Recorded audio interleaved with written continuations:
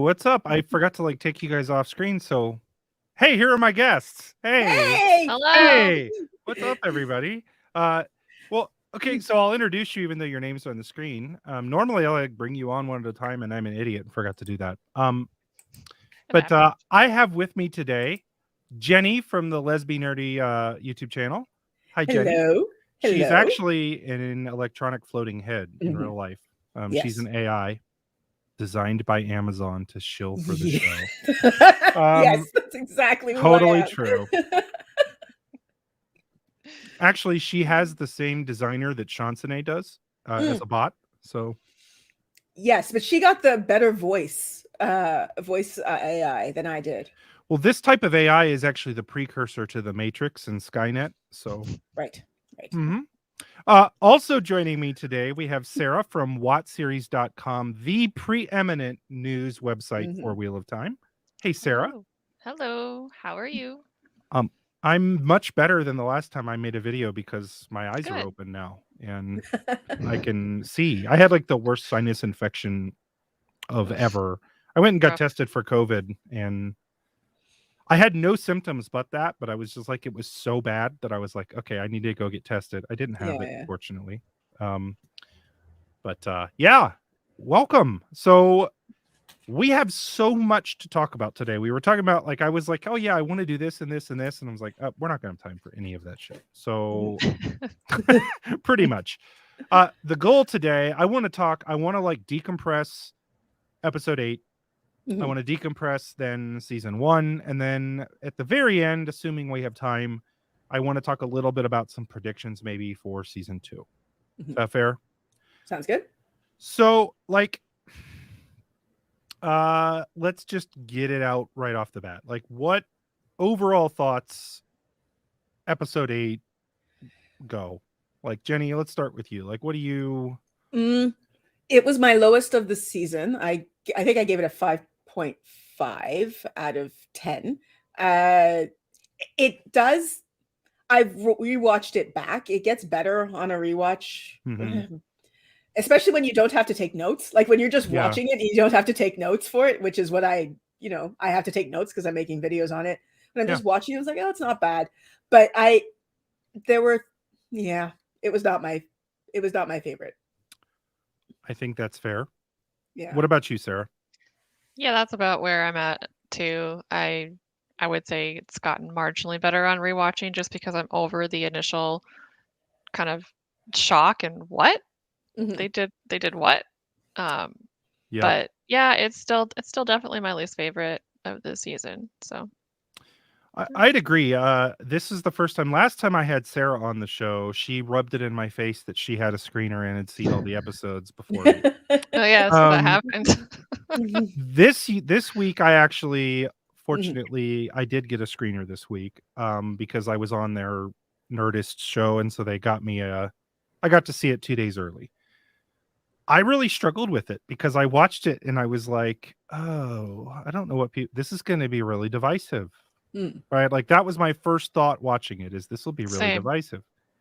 And I had to literally watch it 2 or 3 times. And as you guys said, I would say my initial reaction to it was far lower than after a couple more, 2 more rewatches. I think I increased because there were certain things I thought, okay, that makes more sense if I separate myself. I do think there's always an inherent difficulty of coming at this series as a book reader because I'm very resigned to the fact there would be changes. I've known about them for years. I'm not. Plot changes are never going to irk me to the core. It's when I feel like they're unnecessary or they're bad changes is when I get fired up a little bit. And there were a couple of them that at first I thought felt rough, bad, right? What the hell? Almost why did you do that? Yeah. And then after some more thought, I was like, okay, that makes a little bit more sense. And so I think that's why my score improved a little bit. I ended up giving it a 5 out of 10 on my review video. Spoiler for my video, I guess. I gave it a 6, so I guess I'm the shill here now. Yeah, that's it. But you know what I find? Okay, so let's talk about this because the shill thing, we all joke about it, but it's so ridiculous. Oh my God. It's annoying. Like, I don't think people realize how stupid they sound. Yeah. Like, seriously stupid. And I know they're going to say, I can't believe how stupid he sounds. He can't be a book fan. Blah, blah, blah, blah. Okay. You're right. I started making content long before there was a show because I hate the books and I never read them. You idiots. It's true. Well, okay. So I talked about this earlier. I shot Daniel a text earlier, Daniel Green, because every now and then, like, I don't go on Reddit because it's it's like the worse cesspool than Facebook, if that's possible. But I saw, like, in my feed, I saw like a Reddit post, and I just thought, oh my god, I can't even believe this. Somebody posted something about Daniel being like paid off by Amazon, which is the normal blah blah blah whatever.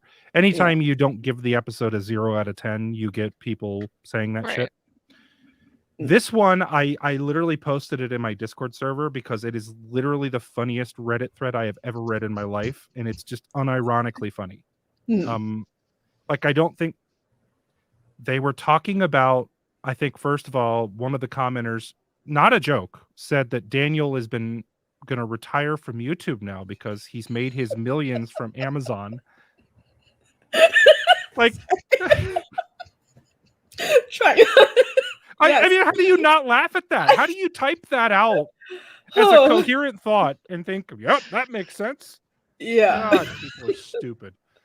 No. Imagine how much they would have paid for a higher review. Yeah. Right, exactly. Oh my goodness. It's so dumb. So dumb. Well, you know what? And here's the line I draw.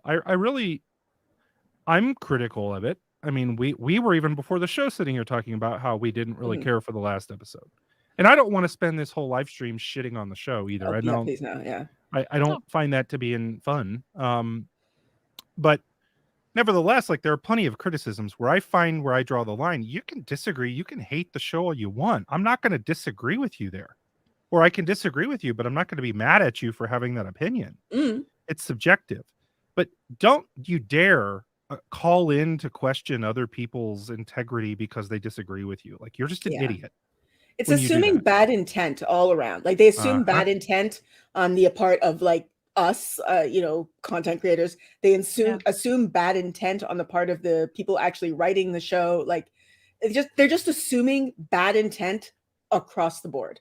And it's you can't talk with people like that. Like, you said this before we were on, Nae'Blis, it makes you not want to look at your comments because the comments are just, they're not about what you talked about. They're about, you're a bad person because I disagree with you, and so obviously you're a bad person.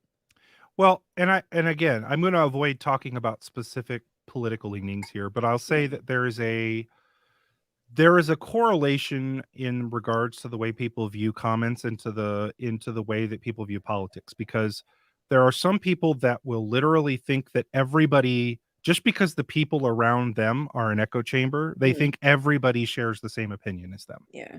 And that goes for both sides of whatever political aisle, right? Like, that's just human. It is. And I think that's what's going on is people cannot fathom the fact that people liked something. Yeah. Just because you didn't doesn't mean other people did. And just because I may have liked something doesn't mean that you had to. It's okay to disagree. It's not okay to toss names and lie. Yeah. Anyways, I don't want to talk on that all the time, but I do want to talk, I guess, briefly on the show. I want to spend more time rather than talking about the negatives. I want to talk about maybe some theorizing from this episode about some things that may have happened, because there are certainly some interesting things that happened here. Real quick, we'll hit this comment. We had Squeak von Mausenmeyer. I love your name, by the way. That. The loose there in cold open wears the same object the dark one, quote unquote, is wearing on his hand when he uses weaves. Just going to point something out. So is Latra. So is Latra. And I'm thinking, I noticed the same thing. So I'm thinking that may just be something like a jewelry, or... Is that like the prototype Great Serpent ring? That's what I was thinking. Like, is it the old, like, Aes Sedai ring? The old version? Yeah. But then again, that particular person... you know what? I don't know why I'm even going to do this. Guys, the spoiler level for my shows is typically full spoilers. So, like, we're going to talk spoilers for a minute. Mm-hmm. That okay, so I'll give you like 5, 4, 3, 2, 1. Okay. That was a Shamael. Not the dark one. What? Right? When I did my no spoilers video, I had to keep stopping and starting again because the amount of times I said Ishamael instead of the dark one, it was driving me insane. Like, sorry, can I swear? Can I swear? Yes, you can. Just not I'd be like, and then Ishamael. Oh fuck. Okay, start again. Hey, F-bombs are bad on YouTube. No F-bombs, sorry. Jenny. Gosh, I'm sorry. Can't believe you. Fudge sickle. Fudge sickle is what you said. Thank you, Jay, for the sticker. Appreciate you. But I actually really liked the way it's funny. The part I was the most worried about coming into the episode was the part I thought they did pretty well. And the part I wasn't worried about was the part I thought they massively screwed up. Yes. Pretty much. And that's, I think, why I was so weirded out by the whole thing. Like, we'll hit one more comment here. See Scully, is there a shot of Rand still from below his feet? No. There's a shot of Rand on the seal from below his feet. I didn't see that. I didn't see that. There was a shot like pointed up at the sky with him like walking around. I think it was just like a artsy thing. I don't know that I saw that. Into it. But I do want to talk about that ending scene, but and I've got some clips and stuff we'll go through here. But just in general, like the part with the eye was the part that I thought, okay, they'll rewrite this. I'm not sure how they'll do. Are they going to screw it up? I thought the way they reimagined it was fine. Like, I actually liked it. It was a combination of real far spoilers about the end of the show, a couple elements from that, right? A precursor, let's call it that. A Gwen's accepted test, and here's the part I like the most about it. And I don't know the only thing that I would say is a problem here is that I don't know that it was totally obvious to everybody, but what the trap actually was. I think it's fairly obvious what happened. Shamael plants dreams in Swan's head that they have to go to the Eye, the Dark One's prison, to fight him, but in reality, it was just a way to get somebody there to break the seals. Yeah. I think Ishii, whatever Rand did, Ishii won. Like, if Rand decided, I'm going to serve the Dark One, like, he'd win. Smirk on his face as he melted away, that was 100%. Yes. And on a rewatch, if you actually see when they're flashing between them, his body language in the dream and in the reality is different. In the dream, he's like, no, don't do it. And in reality, he's like, well, now that you mention that, here we go. Yeah.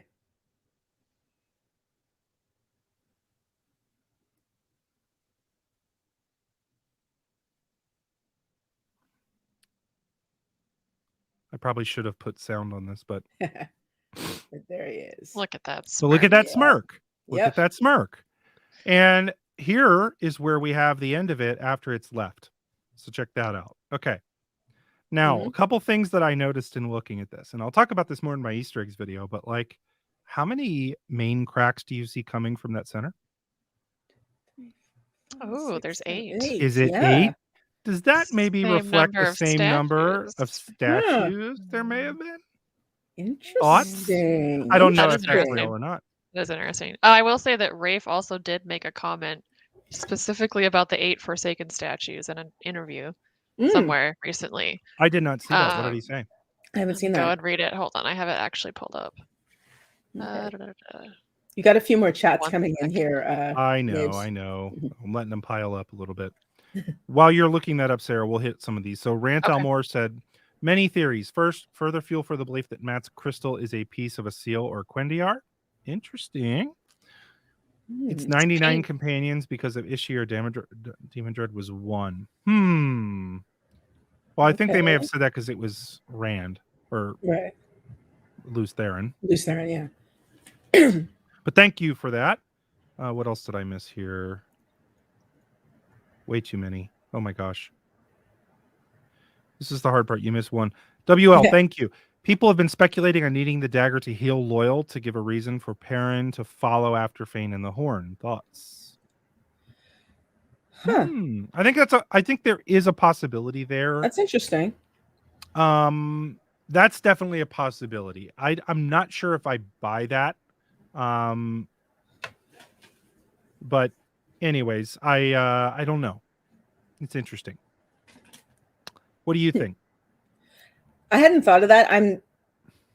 I mean, I think they have to go after him anyway because he's got the horn. So I don't know that they need another reason. I mean, I did have to wonder if that was kind of a last minute rewrite because of the whole Barney thing. Like, oh, I think maybe he was gonna have some kind of confrontation with Fane. He might have been stabbed or something. He might have gotten stabbed, right? And then that was gonna provide like the obvious impetus for them to go after Fane. Because right now, like, no one really cares that much about the horn. They haven't. Oh, the dragon needs it for the last battle. I mean, okay, but it's gonna feel a lot more direct and necessary if Matt needs to heal because of the dagger or something. There were plenty of choices they made that were their fault and were bad choices. However, this is the reason that I'm willing to give them somewhat the benefit of the doubt is because the rewrites they had to do. Yeah. Imagine writing 75% of a show and setting up your ending. Yeah. And then not being able to go back and reshoot anything and having to refigure out how to make it work without a character coming. Yeah. Like, and then COVID on top of all that. And honestly, people want to discount this. I truly think the battle at Faldarum, here's what I would have done differently. I would have cut it. I would have had it happen off screen. Off screen, yeah. Because I think originally probably the way they had it planned would have been pretty amazing if they had been able to bring in 2,000 or 3,000 extras and let them stand around and wave or even a couple hundred extras. Because I mean, the director had been there like doing prep for couple months, and I mean they were about to go right into Block 4 filming, and then they got shut down. So they had prepped all of that stuff already. Yep. So I truly think that was a problem for it. Let me hit some of these other comments. We have TGN. Episode 6 should have shown the Fires of Heaven scene of Fane stealing the dagger. I'm not sure that was in Fires of Heaven. Or maybe, okay, I got what you're saying. Okay, so yeah, from Kill accepted and chat with a certain red lady off screen. Better to again, I think you're right, but I think he was supposed to have gotten that dagger from Matt, who was there with them, but Matt wasn't there. I think something happened that caused that to be a screwy rewrite. I'm done. Thanks for the channel. I'm not sure what. Well, bye, Jay. Okay. Trippy, I just want to say you all are awesome. I love how some people can be positive and critical at the same time. Angry negative content is not productive or healthy. Yeah, I agree. There's and again, I don't think any of us really think that. What's your final rating for the first season? Would you say, Jenny? Like if you, I'd give it an 8. I'd give it an 8. Yeah. Chill.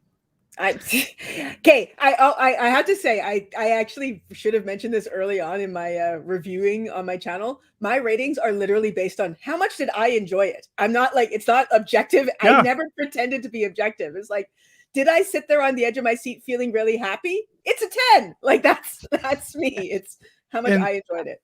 There's legitimately nothing wrong with that. So you're not a movie. You're not getting paid to be a critic. No. Honestly, neither am I. I'm a Wheel of Time fan. Why do you expect me to? Anyways, Sarah, what about you? I'm gonna say 7.5. 7.5 for the first season. I haven't determined. Which, to be honest, is kind of where I expected. Like before the season had ever aired, I was like, I'll be happy if I can give it a solid 7.5 or 8. Like, that would be good in my opinion. No, that's cool. I was expecting it to be lower. Honestly, the show has exceeded my I never anticipated it being that good. I think I said in one of my videos recently, I knew Rosamund Pike was in it. I didn't think she'd be actually trying. Like I thought she'd be like, this is TV. I'm just gonna phone it in. I'll save my real acting for my real job. The acting on the show has blown me away. It's blown me away. The acting has been honestly a 10 out of 10 for me. That has been consistently the best part of the show. I agree with that 100%. Yeah. The casting, they knocked it out of the park. Mikey Gizmaju, dude, coming at us from England, I'm assuming, because he sent pounds. What do you think the size of the seal as in the book? They're about CD size. So I think the seals are fine. I mean, obviously that's a book thing, and they're a little bit more metaphorical, I think, in the books. I don't know if they're what I can't tell is this. I can't tell if that is a seal and there are Right. more than those, or that is the seal. Or Right. if it's I see something what you're saying. else. Like, I Yeah. don't. Or something Yeah, else. Because here's the something. other thing that, The show's version of whatever the seals not to are. get nitpicky, but if that is the seal on the Dark One's prison, then it essentially is in Malkir. Yeah.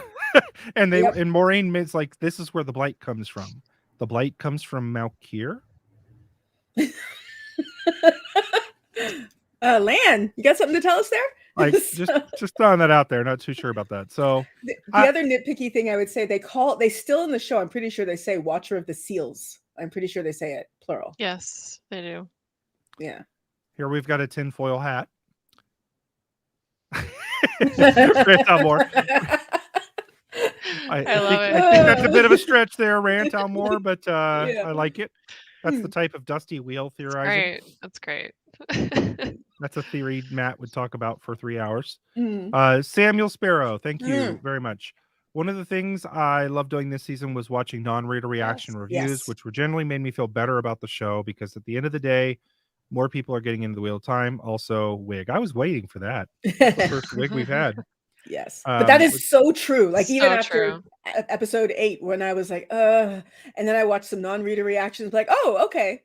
Yeah. They I mean, all like it. I watched through the whole thing with my husband, who has not read the books. He does not really read fantasy at all. He just knows Wheel of Time is that thing that his wife likes. Mhm.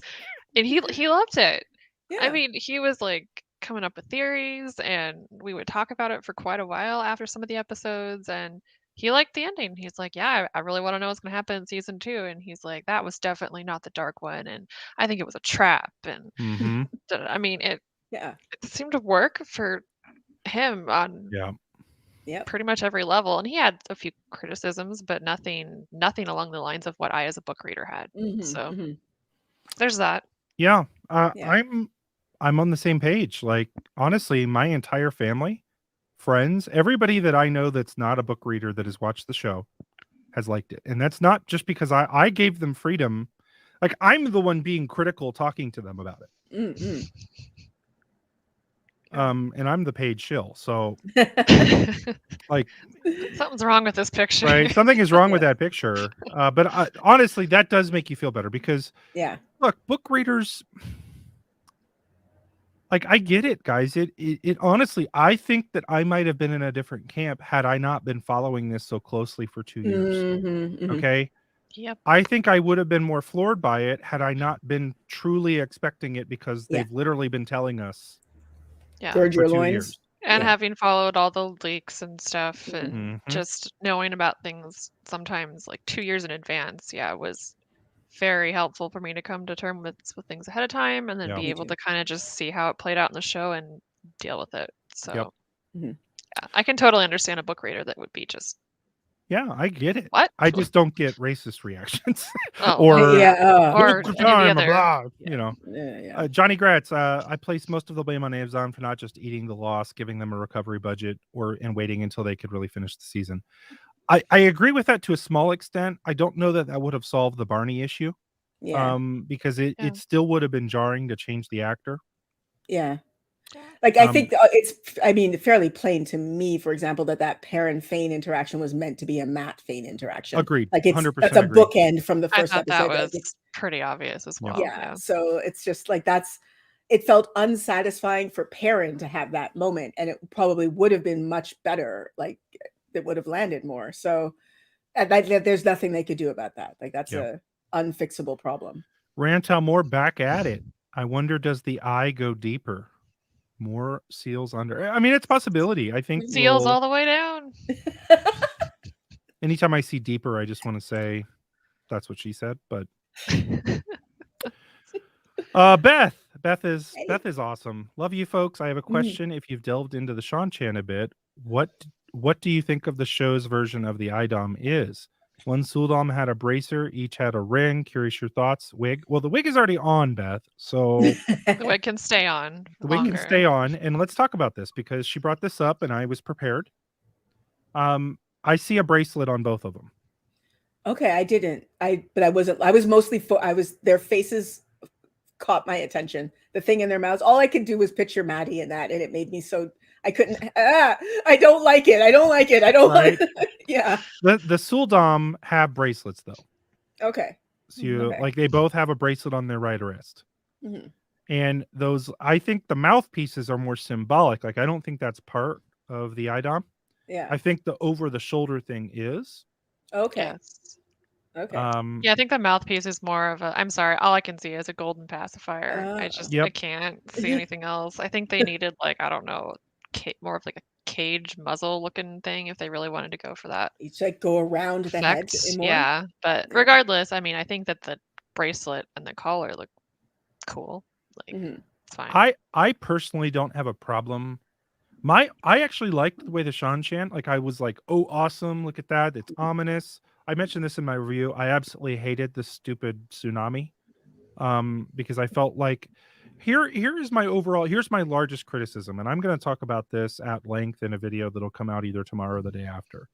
One of my biggest, it's not necessarily a criticism yet, as much as it's a pattern I'm starting to see.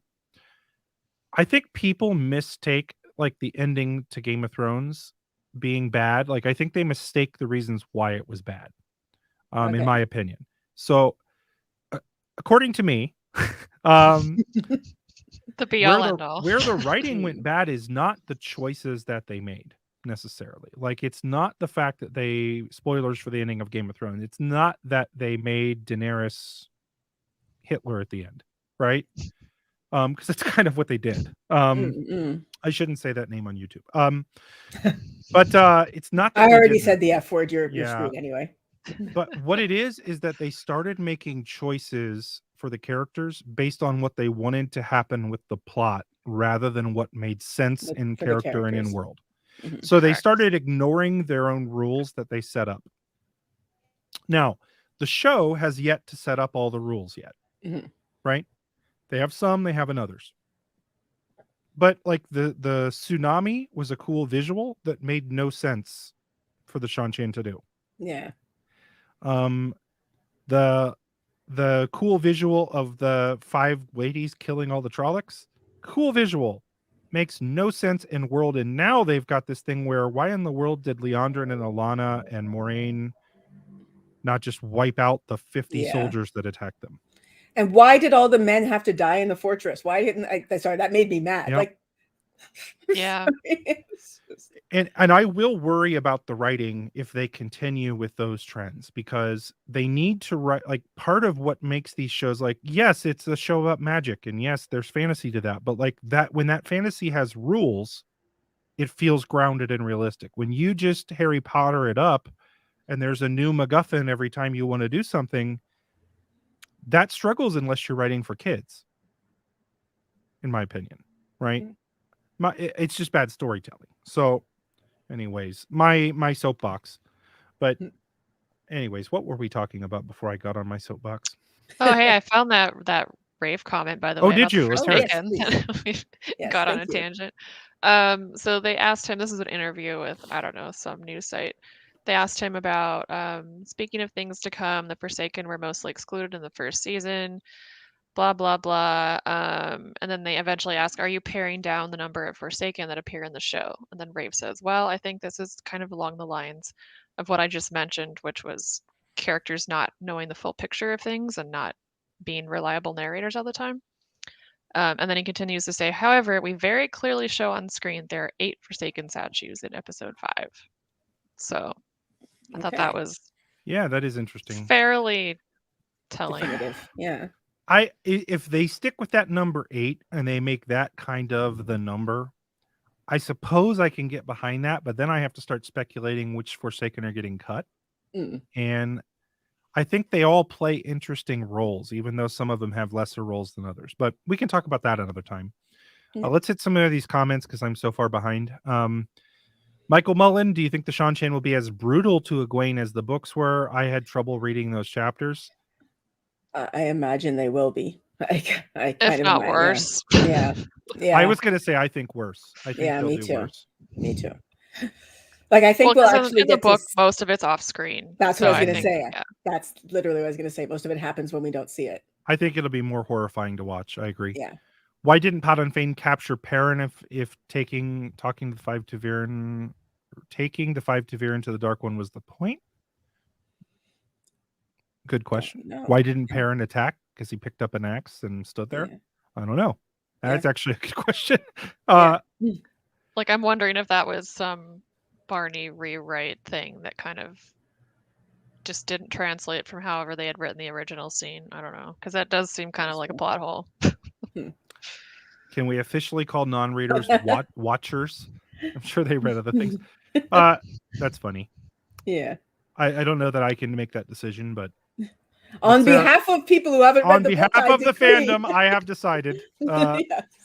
Fun video idea. Explain in depth how you would plan out the next 7 seasons with the expectation that there'll be 8 total. That sounds like a fun video, but I'll tell you what it is. That is an extremely difficult video. I did that for the first book, giving the idea of how you could adapt it into 4 episodes if you tried, because that was a theory way back. Imagine, oh my God. Those were the days. Remember that? I made a video breaking down how I would adapt the book 1 for 1 almost into 4 episodes. Wow. Yeah, I remember that. And that took forever. So it's a good just video. FYI. It was a tough video to make. I think I'm getting caught up here. Nighthawk, do you interpret burning out as being simultaneous with death? Aside from meeting Satala, what implications do you foresee with that change? Here's the problem. I'm going to go back to this again. The whole Nynaeve fake out death scene. That was not garbage. Enjoy that. I hated horrible. it so much. I hated it. Horrible for multiple reasons. Number one, I think to non-readers, every non-reader I talked to thought that Egwene brought her back from the dead. Yep, that was absolutely the implication of the scene. Yeah. Which is dumb. And then Egwene is not a healer. So Egwene healed with the power of sadness. Plus, it was the second fake out death for Nynaeve in one season. Yep, I just that was a poor choice all around. If they had flipped the script a little bit, I actually think what I would have rather seen, and I talked about this, rather than having either of them burn out and fake die and heal each other, I would have rather Nynaeve gone over and punch Amidala in the face, like knock her out, and then she drops the link. And yeah, that's what I wanted to see. That's what Nynaeve does. She's the phrase that people like to put in she's Abraca face punch. That's what she is. Like she could have boxed her ears. Yes. Which is like a horrible thing to do to somebody, by the way. Yes. I'm gonna break your eardrums. Yeah. For misbehaving. But it would have worked. Right. Yes. That was the major change there. I just thought that was a really poor choice. Zeus Sedai coming from England again. Here we go. Or I shouldn't say England. The Great Britain. Got to be careful there. I learned that lesson. My 3 grips making this a 5 out of 10. Rand still seems weak compared to the women. I mean, he kind of is still. The linking buffer rules and Rand stabbing himself in the dream. I mean, yeah, except unless that was, well, if we want to get really deep into dreaming. Yeah. I do want to say real quick on the linking thing. Like at first, I kind of didn't like it, but at least I think it makes sense to make linking a little bit more dangerous in the show. Agreed. Otherwise, everyone's just going to ask, well, why don't they just go around linked all the time? Yeah. I mean, if they're so much more powerful linked, then plus it simplifies the burning out rules as well. Like no, you can't be burnt out under these circumstances. You can be burnt out under these it's a little simpler for people who aren't like taking notes and keeping track of all of the magic rules. Guys, they don't have to worry about it anyway, because all that happens, you just have to have somebody around you that'll get really sad when you get burnt out and die. Yeah. And then boom, you'll come back. They cry the magic tears on you. It's the tears of a phoenix. Have healing properties. That was actually Egwene is a phoenix. There's the theory. Dragon's necks. I can't even keep up. I don't even know how we're going to get caught up and talk about anything else. The 5 channelers were so powerful because Amalisa didn't care about drawing so much. They would die. They couldn't do it before Trunks broke through. Okay, but yes and no, because even if Amalisa wasn't as strong as an Aes Sedai, she wasn't strong enough to do it. The other 2 were clearly weaker than Egwene and Nynaeve. Yeah. Now, Egwene and Nynaeve are incredibly powerful, but they wiped out an army of 10,000 to 20,000 Trollocs, supposedly. That's something that only Rand does in the entire series with an Angreal Yeah. when he's the full out badass dragon reborn. Yeah. And they increased it too early. Like, Yep. What do it's they kind do? of the same. It's like the power creep, when you have Mhm. a Fade and a Fist of Trollocs is the scariest Mhm. thing ever. And then, oh, now anybody can defeat that. Well, you got to keep bumping Yeah. it up. Right. Well, they just bumped it up. Like, where Way they too, go? way too high. That was actually my problem with Nynaeve's mass heal in episode 4 Mm. was they scaled her up too quick, too fast, and it's like, where do we go from here? Because Nynaeve's character arc in the book is defined by insecurity, badass moment, Yeah. right? That she doesn't feel up to. But Yeah. like those badass moments of hers are really cool, and I think you cheapen them when you make it just too easy, too quick. And I was kind of assuming they were going to talk about her block Mm. more as like a Mhm. foil for that, so she just wouldn't be super OP. Mm-hmm. But they Yeah. haven't brought that up at all. I'm They assuming kind of that's hinted gonna. at it. Yeah, I was gonna say they hinted at it in But this one, so I'm assuming that her like the why she can't listen to the wind is going to be her block. But then I couldn't figure out why she could open up to Amelisa. Yeah, yeah, I don't yeah, know. Yeah. it doesn't make sense. Could the link have helped force Egwene's strength? It's an interesting thought. It is an interesting thought there. What are we hit on? I wanted to show one other thing here. Rafe did confirm that Loyal was not dead, Mhm. which is Yeah, the I saw other that. dumb fake out death. I never believed for a second that There's Loyal like was dead. 5 of them. There's Loyal. I don't think Agomar's dead. Don't think Uno's dead. Don't think Loyal's dead. Don't think Nynaeve isn't. Okay, 4. There's 4 fake out deaths in one episode. I don't hate think fake out Uno deaths, isn't dead. and there were too many. And honestly, the stupid clip, now they're just trolling everybody because we have the guy playing Uno, Guy Roberts, having dinner with Thomas Channing, who Yeah. played Agomar, as they're filming in Prague Yeah. right now. Well, I didn't think Agomar died anyway, because when they pinned him to the wall, he like looked up. I was like, oh, if you don't show his head falling down in death, I don't believe you're dead, because I'm alive in 2021. So far, that seems to be the way that the show is going with other characters that have died. Yeah. So even if Rafe had not, which I'm surprised Rafe confirmed this, even if he hadn't, watch this. Mm-hmm. Watch, I put a clip. Watch Loyal's leg in the bottom left. Yeah, it's moving. It was moving anyway. Mm-hmm. So, like, I didn't think Loyal was dead to begin with.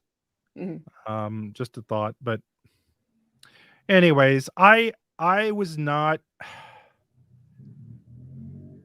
I really, here's where I want to say what I thought they did well. I really liked the Rand Moiraine little plot line. Yeah, now, me too. Let's talk about the elephant there.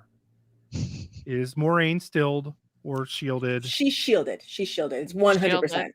I in my video, I played that scene back like 20 times because it looks exactly like what they did to Logain, just like lightning fast. And he even ties it off. A knot. He ties it off. Like, yes, I have a theory. I have a and total like the theory same on thing this. literally happens in the book with other characters where another strong channeler does that to a channel and it's like basically good luck finding anyone to untie that for you. Yep. It's basically not the again, I guess I can't get into spoilers to Witcher season 2, but it's sort of the Yennefer thing again.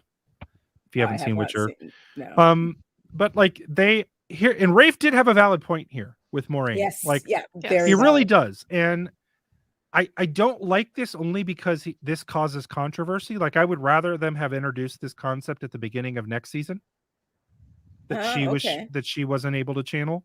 Mainly because it just pissed everybody off. Really? Okay, like people were pissed off by that? Oh yeah. Oh god, yes. I didn't think people were pissed off by that storyline. People were less pissed off about it than I thought they would be, but yeah, there was definitely some angst over it. They're doing it, guys, because the Great Hunt, Moiraine is in it for gone. like 2 chapters. Yeah. She's in it for 2 chapters. She goes to see Adelius and Vandine. A Drakkar shows up. They kill it. Yeah. And then she's in the final chapter. And then she's there in the final chapter. Yeah. That's literally it. When that scene happened, the first thought I had was, oh my God, what's going to happen to her next season? And then the next thought I had was, oh, that's why they did that. Because otherwise there's nothing going to happen to her next season. That is one of the reasons why the first time I watched it, I was harder on it than I was the second time. Because I realized that second time, I was like, that's what they're doing. Yeah. Giving her something to do. Right? Now, I do want to bring this up because we're talking spoilers. At some point, if they want to follow the books at all, we've got to kill Moiraine. Mm-hmm. How Yeah. do you knock off Rosamund Pike?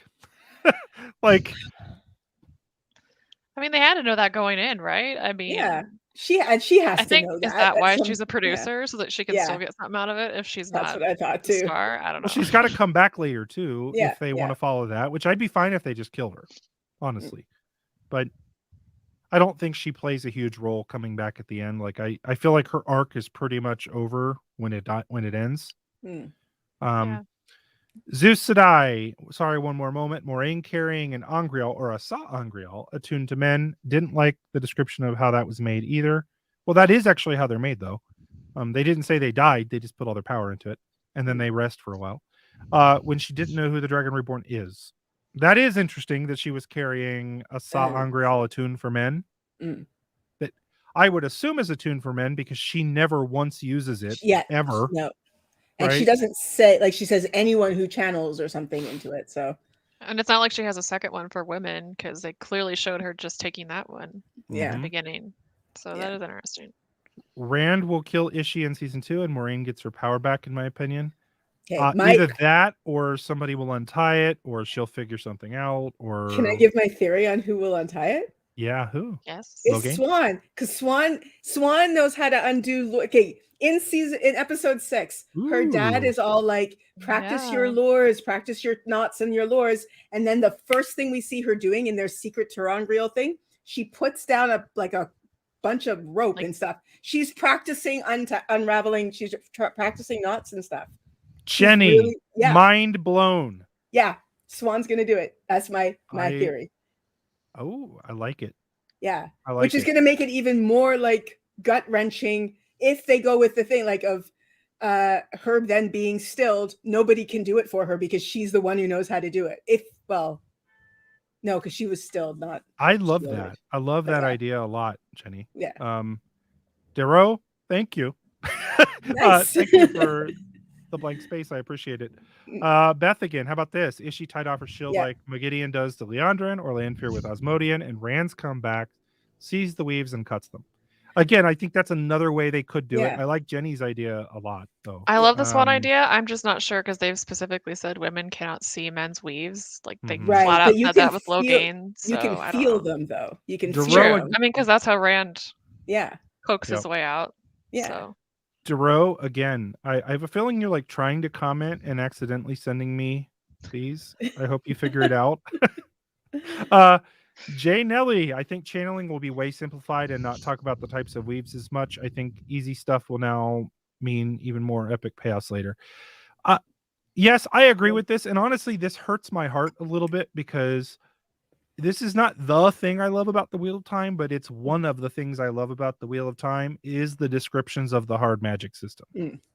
I like channeling way more than Teleron Rayad, which is like the soft magic system for the Wheel of Time. Yeah. I like the hard rules about how channeling works and how you weave it and what weaves do what. And the losing the complexity of it hurts me a little bit, but I also understand it. Yeah. What are your? I don't know. I haven't really thought about that. I do think it's going to get more complicated the minute we can get the girls in the tower and they're explaining stuff. Because right now nobody's being explained. Because that's just the perfect vehicle for the show to be like info dump about channeling. Because girls are learning it too. Yeah. But I do think it's it's likely it's not going to be as complicated as it's going to have to be somewhat simplified. I just don't know how much at this point. Okay, so we had a couple. We'll hit these two, and then we're gonna do shameless promotion time, which is one of my favorite times. Rant: Egwene uses weaves of fire in episode 5. Yes, she does. Julio Batista. Think you're a baseball player. Is anyone else upset that they didn't have more Watt swearing? I want to hear more wool-headed lummoxes. I think they've done enough with it. I honestly do. I think having an actual Watt fan playing Uno is perfect because he is able to say it naturally. I think anybody else saying wool-headed lummoxes would sound like he says goat pissing in the last episode. And it sounded like, to me, maybe not to you, but to me, I was like, yeah, that's a guy who's read the books a lot and has probably used that phrase as a joke, like in his regular speech. Perrin drops the bullshit comment, so that was a little okay. Yeah. Shameless promotion time. Guys, we get a commercial now from Tarvalin After Dark for tomorrow. Brand world premiere. This is a new one, and this one has video to it. Oh, fancy. This is fancy. If you are not aware of what Tarvalin After Dark is a podcast that I am one of three members of, with Brian from We'll Talk, Recapacidai, and Jess the Amalan Seat from the Amalan Study. We do like a mix of comedy, sketch comedy. I mean, you guys have both listened to our podcast before, right? Like, how would you describe it? Sketch comedy, Wheel of Time discussion that occasionally gets naughty. Yeah. Tarvalin After Dark. Yeah. So that's pretty good. Pretty good description. Without further ado, you get the world premiere of the new commercial that comes out with tomorrow's episode. Here we go. The following announcement is for everyone in Faldara. It's a huge secret, so don't tell anyone. The Horn of Valir is under Agilmar's throne. We can't let enemies find it. If we're attacked, here's the plan. Grab a pickaxe and start hacking at the floor. It will take a minute, it will be loud, and our enemies might figure out what's up before you reach it. So use some elbow grease and really hack the shit out of the dais. If someone evil walks in, here's plan B. Shout something at them. Even if they run for help, they'll know this is a huge secret that they're not supposed to know. Defend the Horn of Valir, because in Faldara, we protect our secrets. We protect them with pickaxes and yelling and desperation.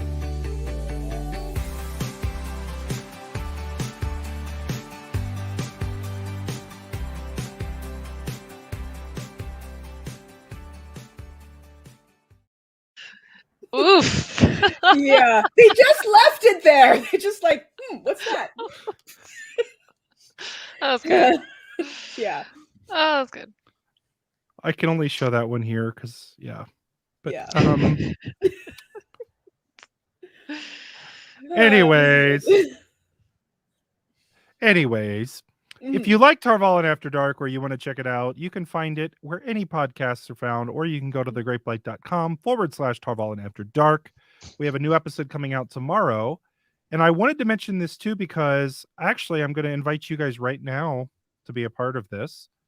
This coming New Year's, which is in a couple days, we are going to be hosting a live New Year's Eve live stream party with the hosts. We're not sure which channel. It might be on my channel actually, but it'll run from 8 p.m. Eastern time to 1 a.m. We're going to be fundraising for the Trevor Project. You do not have to give money, but we're going to do that. We're going to have guests, games, prizes, lots of Tarvalin After Dark sketches. If you like that commercial, there will be more of those. All of that. It should be a lot of fun. So come join us on New Year's Eve for a little bit of fun. Bring your drinks. We'll have guests. Do either of you want to come on? I would love to. I have to do the time zone math. Asterisk. We have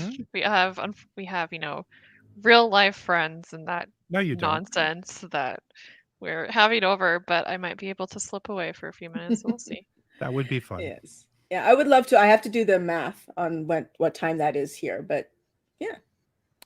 If you figure it out, there you go. Yes. So you were invited, but come join us. It'll be a lot of fun. Okay. Shameless plugging. Actually, no, more shameless plugging. Jenny, who the hell are you? Where can these people find you? All of that stuff. Well, I'm Jenny, and I'm this person. I'm lesbian nerdy, and you can find me by going to youtube.com/lesbianerdy. I'm on Twitter. I always forget to mention I'm on Twitter, but I'm mostly on YouTube. And there you go. Go there, and that's me. And I make videos about the Wheel of Time. And memes. Great meme videos. Yes, I don't make the memes. Well, I do sometimes make the memes. Well, review them. I review the memes, yes. Yes. And then Sarah, who the hell are you?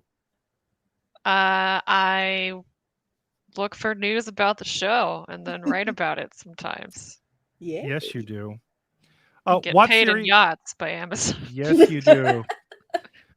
WotSeries.com is like the place to go if you want news about the show and stuff. They have lots of it there. So there you Yes.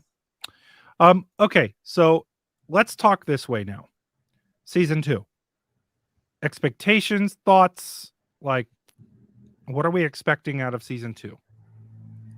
Well, I already said mine about Moiraine. I think Matt's gonna. Oh, so you think that'll happen season 2 with Swan? Yes. Okay. Yes. Yeah. And then I think Matt is going to be needed to track the porn because of the dagger somehow. And then my new theory. I was writing out theories last night for a video that I'm going to be making. So you're getting but is that somehow when he like gets it, he's going to touch it again, and then he's going to need a new like a second healing. Like the actual big heal with all the big heal, Tron girl and stuff. Yeah. See, I thought he needed healing still anyway. Oh, okay. I don't think he was fully cured. I think it was ambiguous. I could see it either way. I can see but, both. Yeah, I can see both. Yeah. What about you, Sarah? Any thoughts for what you think happens in season 2?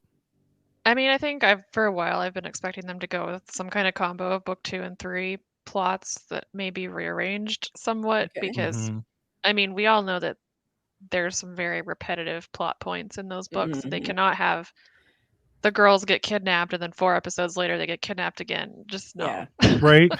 Rand cannot fight Shamael twice in one season. No. Etc. Well, in that way, 3 times in a row. Yeah. Yeah. Kill him twice. At least he didn't stab him this time.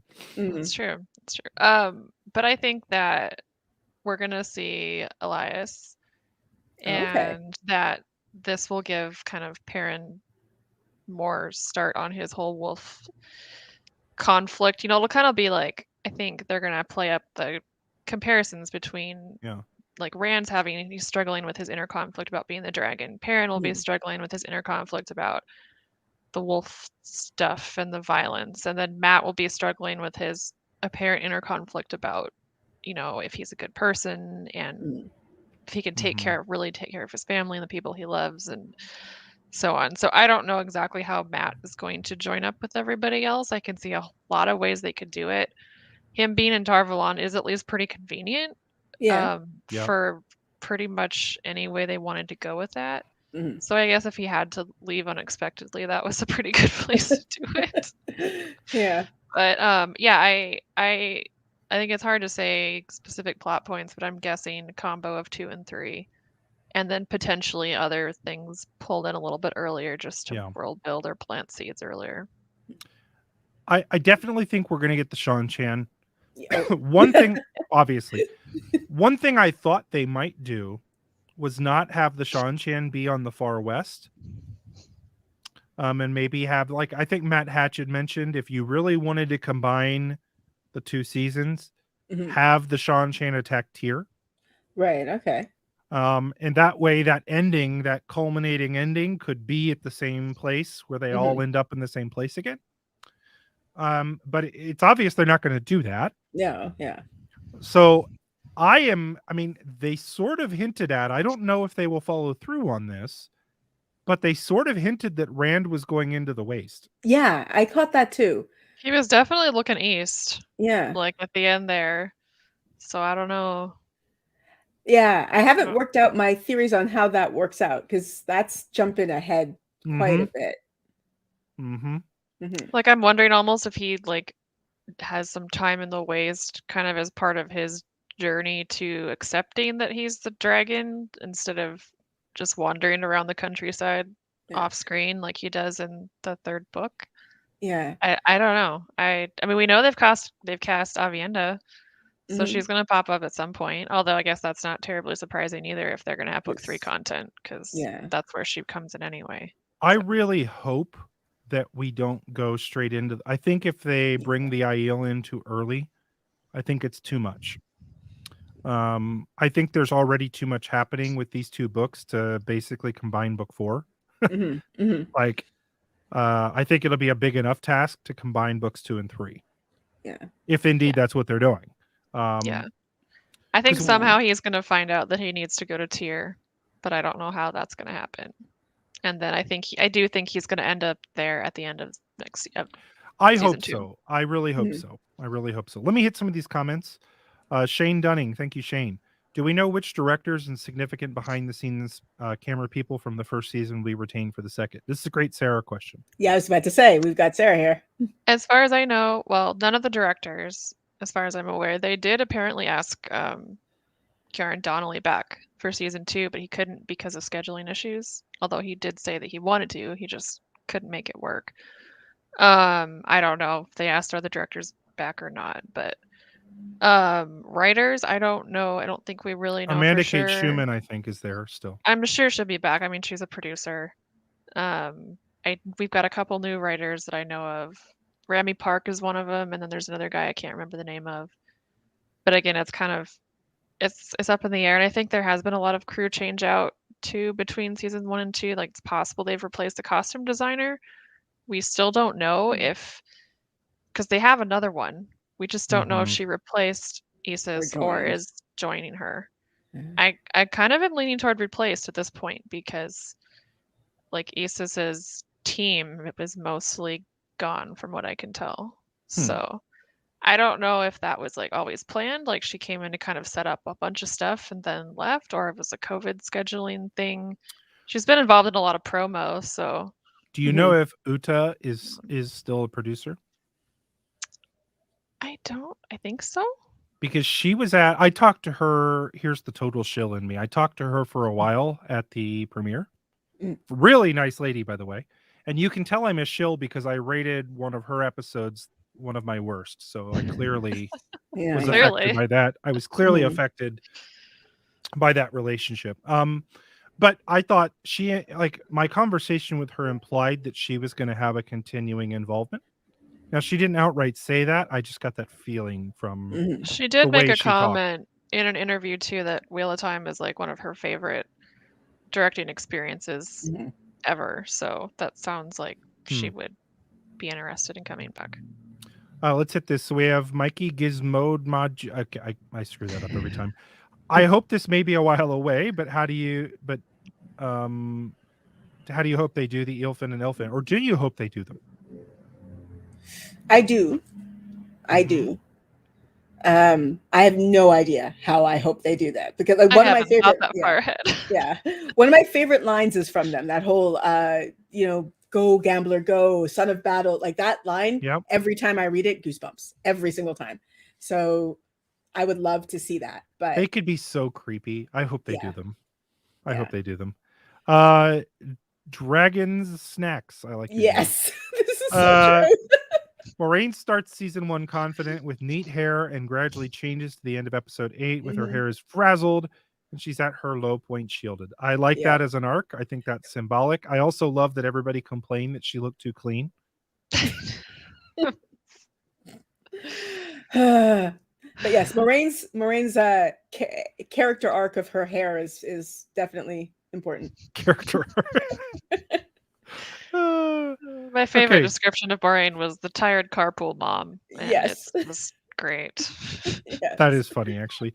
Charlie White, thank you, Charlie. Has Elida or Varen been confirmed for season 2? I'm assuming the strong, confident Aes Sedai that Moiraine mentioned envying in episode 8 was Elida. I think that was meant for us to assume that. Yeah. So that was actually made me very happy because I am really hoping they do not combine Leandrin and Elida's characters. Me too. I don't think they are now. I don't think they will. Yeah. With WotSeries' latest article, that it looks like we have I think it's pretty obvious that that's a Lanfear. I think Karima looks like a lot like a Lanfear. I think that solidifies the other two people that Rafe mentioned that are very important to the story for the entire book series as Varen and Elida. Yeah. So while they have not been confirmed, let's call that a soft confirm. Yeah. Do you feel like that's fair to say? Yeah. Is that fair to say, Sarah? You're the news person. I don't know any more on that front than you. Rant Moore. Matt will lose his memories of his sisters. That could be great. Yeah, I've wondered about that because, like, with his motivation as it is right now, he should go home. Like, I can't, it's gonna feel weird. He's gonna run into Matt. Yeah, or Tom. I mean, sorry, Tom. Yeah, Tom, who's alive. Shocker. Samuel Sparrow. Maybe Rand goes to Kamen on his own and meets Elaine and then in Tyr. I think Elaine will show up in the tower. Is my thought. I don't think it'll be in Tyr. I think her and Rand could meet in Tyr, though. That's possible. Because the moment they see each other, they will fall. I mean, Elaine is Obviously. so in love with him. So yeah, you know, their relationship is deep and meaningful. it is probably. It is so deep. Totally not a fling at all. No, if you have to say it like that too, like you're, yeah, it's so deep. Like, oh my god. Yeah. Okay, hold on. We're gonna come back to that comment. Mm-hmm. I don't know why this just got me thinking of it, because you two are roughly my age, if not, well, let's say give or take a few years. Daniel got me on this thing because he was tweeting about Buffy the Vampire Slayer. So I just started watching the show Buffy, like the CW show again on Hulu. Did you guys ever watch Buffy? Oh yes, okay. Absolutely. My God, I missed the 90s, and it was so 90s. Oh my gosh. I haven't watched it recently, so I don't know how I loved it when it was on the air. Sorry. Anyways, it just reminded me of high school drama and yes. Okay. Anyways, back to the comments. When will Rand ever get his sword training from Lan? I was kind of upset we didn't get that, honestly. Actually, that feeds into. I thought we were going to get it in season 2, but now, right now what? Immediately, at least. One of my theories, and this is as vague as a theory can possibly get, is that somehow Rand will come back, because he begins almost every single book as I have to go, like the first several books, as I have to go off on my own, and then he comes back. I have to go off on my own, like right. So I'm assuming, like, I just can't figure out how, but I think he'll come back somehow. I don't disagree with that. I think that Land was massively underused, or I should say not underused, used improperly, in my opinion. Okay, let me explain. Now, as character, right, they expanded on Land's like emotional character in the show. So that was a positive. However, a lot of the core of Land, and honestly, an appeal to non-readers is not Land's depth of relationship with Nynaeve totally, even though I love that. I needed to see Land kick more ass. Other than the first episode, he does a whole lot of jack shit in the show, fighting wise. Yeah, it's true. I thought he would do more in the last episode. I don't. Yeah, I did too. And he ran through the woods. If that might have been the original plan and they changed it, I don't know, but I was bummed for sure. Yeah, I really wish that we had. Honestly, I wanted scenes like what we got from, from Shail. Yeah. That's what I wanted to see, like some of that type of fighting. That was so well choreographed. Sherbet Mango, thank you, Sherbet Mango. Can we talk about the season 2 castings? Is it time for season 2 yet? We will talk about those in another episode, which we'll have Sara back on for when we have more of them to talk about. What other? I'm sorry. The reason I'm just like going like this crazy. What other fighting does Lan do in book 1? In the Blight. In the Blight? Okay. When they're in Shadow Logos. That's right. Yes, that's right. He fights in the Blight. Okay, yeah, there's place. Isis, I think you figured out a super chat. Yes, you did. Do the wig. I did a wig. Oh my gosh, I can't ever keep up with these. Glenn, thank you, Glenn Peterson. Every time I think I'm clever with my episode predictions, Jenny and Sara post something that humbles me. I'm on board with that. These two are like some of the sharpest people. If you guys are not following both of them, Jenny's YouTube channel is awesome. So thank you. Jenny is great. I don't know about. I don't think that's true about myself, but I do. Thank you. Well, my predictions were awful though. Like I don't know if I will do it because I think it will be a lot of work. But all of my I think my rate for predictions for season 1 was pretty bad. Oh, mine all were the things. not great either, especially the early ones. But yeah, it's fun though. Yeah, I don't trust myself anymore at all.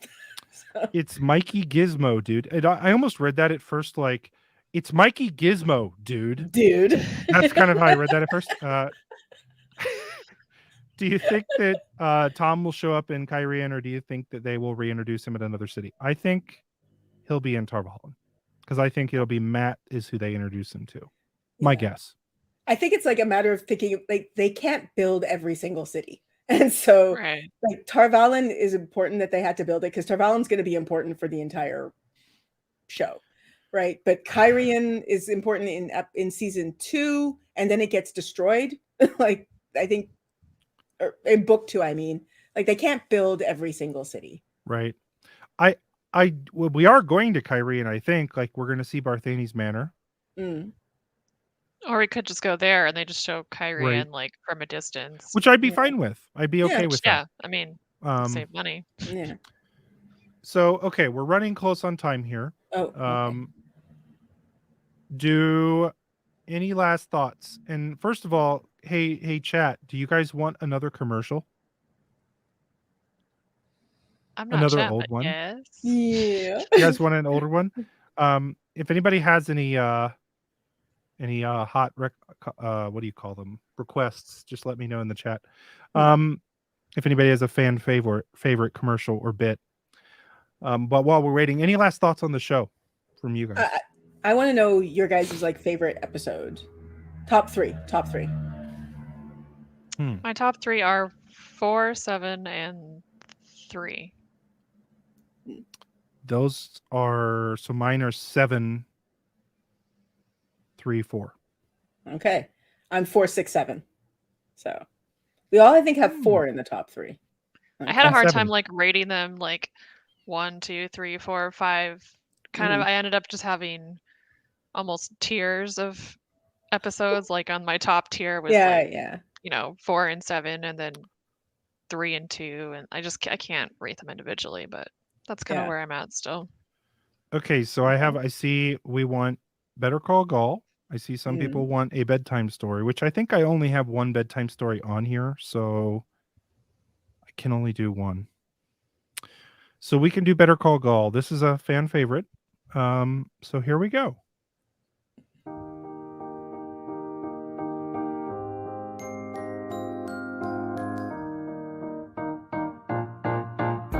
I was winning too much in the end with my lucky dice, and now they are accusing me of cheating.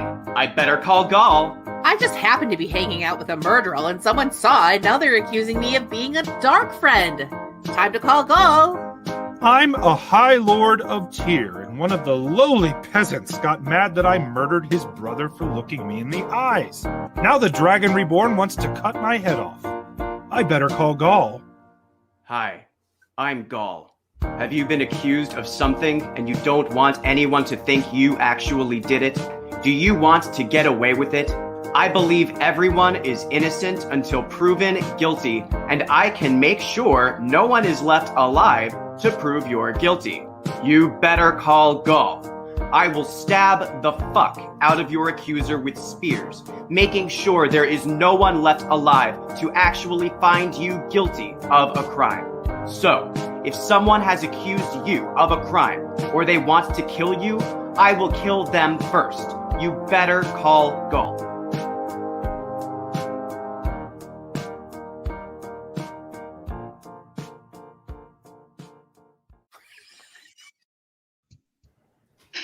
Oh, Brian. Yes. Too good. I like that one. Yeah. The other request I saw was for Agonor's bedtime story, but I'm not sure if I should play that one too. I mean, have a double feature. Is it bedtime? It'd be like it's like a triple feature. You know, it could be bedtime. You know, that's a good way of putting it, Jess or Jenny. Your name is not Jess. Jess is my co-host. Yes. So it's getting late here on the East Coast, and I think everybody needs to be put to bed. And there's nothing that will put you to bed than a bedtime story from the Two Rivers. So here we go. Everybody sleep tight.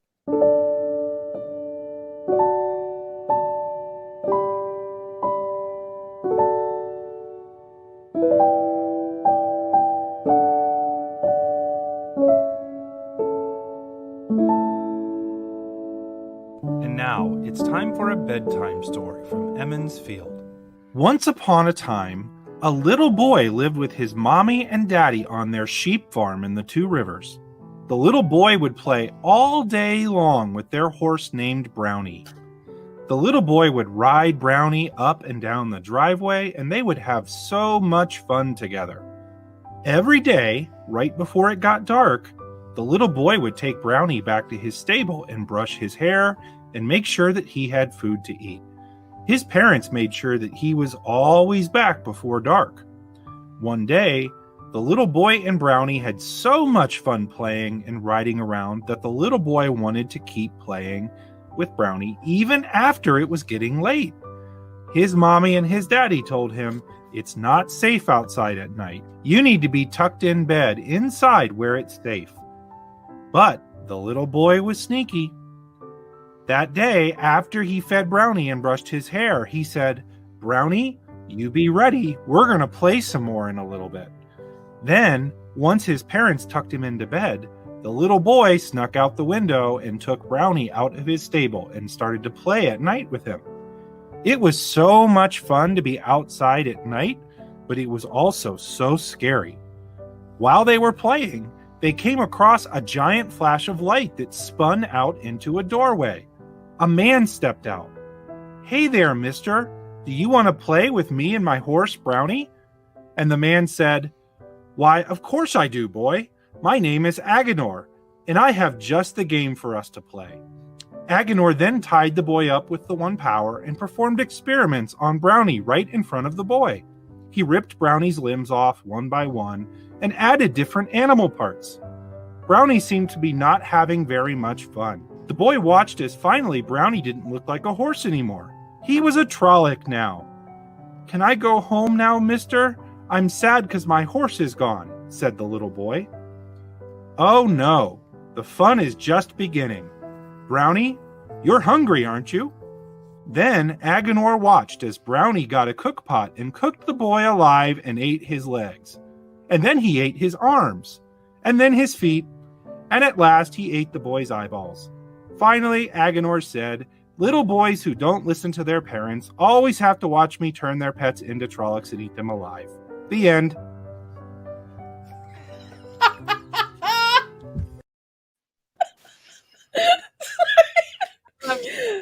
Little boys who don't listen to their parents. But I'm not going to have any friends left after that. Here's my favorite part. Joji B. I had a favorite stuffy when I was a kid. It was a horse that I named Brownie. Well, Brownie is a Trolloc now. Yep. And it eats you alive. Dragon Snacks, the content creators like you and others, and the positive attitude discussion by a lot of the community is one of the best parts of the show. Thank you for being awesome. Hey, no, thank you for being awesome, Dragon Snacks. That's an awesome Thank name. you for bringing snacks. Yeah. I do. Yeah. In general, though, I still think the community for this fandom is just great, and it is. I'm really happy to be a part of it. You have to sort through some of the negativity. And I would throw this out there to anybody. There's time, like, criticism isn't bad, but negativity is. Okay. Yeah. And if there is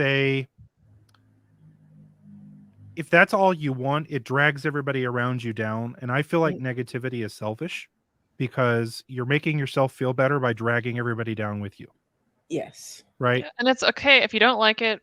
That's fine. Cool. Move on. Yeah. Stop trying to make everyone else miserable if they do like it. Yep. Yeah. Exactly. I watched a first time or non-readers reaction video yesterday, and she literally was like, "If you like the books and you hate the show, just go away. Like, don't come to my comments trying to convince me to not like something I'm enjoying." I hate seeing that happening. Like, some of them have said that. Just it's a bummer, but. Well, I think the hardest thing about this is it just means that our fandom isn't different from every other. Yeah. Like, honestly, here's the ridiculous part. If you guys think this is bad, when Lord of the Rings came out, the Tolkien fandom was up in arms, ready People to burn it down. Like, I'm so glad I didn't know that because I was loving it. I was so happy. Yeah. And I was hardly, I mean, like, I was like a preteen. when that came out. But I mean, I still Oh. heard like people complaining about it and like Frodo's too young and they cut Tom Bombadil. Cut Glorfindel and gave it to Arwen and they're trying to feminist agenda. Like I remember hearing people complaining. Feminist agenda in the because Lord they of the gave Rings? Arwen more content than her like one sentence in the books. Yeah. That was Heaven clearly forbid we had females talking God. in Lord of the Rings. Yes. Oh no. So this has always Wow. happened, and it always will happen. Yeah. You know what? I'll take more seriously when the commenters get more creative and realize that being a white old man in America does not make you the. Yeah. Anyways, I'm sorry. Yeah. Okay. If you use the phrase woke BS in my comments, I won't read it. Like that's just Yep. yeah. That sounds so woke. Yeah. Okay, well, guys, Tarval and After Dark will come out tomorrow morning. So if you want to download that, again, do that. Go check out the Lesbian Nerdy YouTube channel. Check out WotSeries.com. Thank you for joining us. We, or at least I say we, but I'm not going to speak for the two of you. I will be in Discord right after this if you want to hop in and chat. If you're not sure what Discord is, click the link in the description of the video. It will automatically download. It's just a place where we get on and chat. I will warn you, though, if you come in as a book cloak, you will probably not stay long. So, okay. Hey, everybody. Thanks for coming on. And Thanks for having me. bye. Thank Thanks, you. guys. Yes. Bye.